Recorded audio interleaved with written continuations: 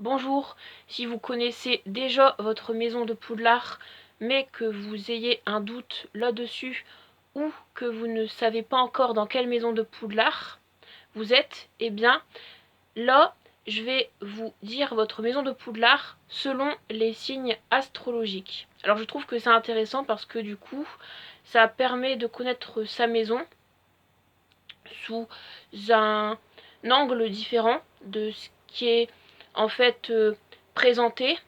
Donc à savoir connaître sa maison de Poudlard premièrement en fonction de plusieurs quiz sur internet qui vous diront votre maison de Poudlard en répondant à des questions. Et deuxièmement, connaître votre maison de Poudlard donc en fonction aussi de ce que en fait vous pensez des caractéristiques de toutes les maisons. Donc c'est vraiment sélectionner votre maison en fonction de les caractéristiques des maisons, donc prendre la maison qui vous correspond le plus en fonction de ça aussi. Donc ça c'est déjà ce qu'on peut trouver aussi. Et là du coup c'est une troisième façon de voir la chose. Donc je vais commencer avec les béliers. Donc si vous êtes bélier, vous appartenez à la maison Gryffondor parce que le bélier relève tous les défis. Si vous êtes taureau, vous appartenez à la maison Poufsouffle parce qu'un taureau est loyal et patient.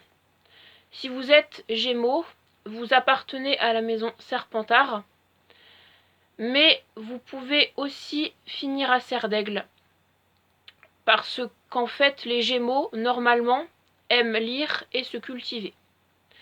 Ensuite, si vous appartenez en fait au signe cancer, vous êtes Poufsouffle, mais vous pourrez bien être aussi Serpentard. Si vous êtes lion, vous êtes Gryffondor. Si vous êtes vierge, vous êtes Serre d'Aigle. Si vous êtes balance, vous êtes Poufsouffle. Si vous êtes scorpion comme moi, vous appartenez à la maison Serpentard, car un scorpion est prêt à tout pour arriver à ses fins. Si vous êtes sagittaire, vous avez votre place dans chaque maison de Poudlard. Si vous êtes capricorne, vous appartenez à la maison Serpentard, à cause de l'ambition. Si vous êtes Verseau, vous appartenez à la maison Serre d'Aigle, car normalement les Verseaux savent des choses sur les sujets les plus étranges.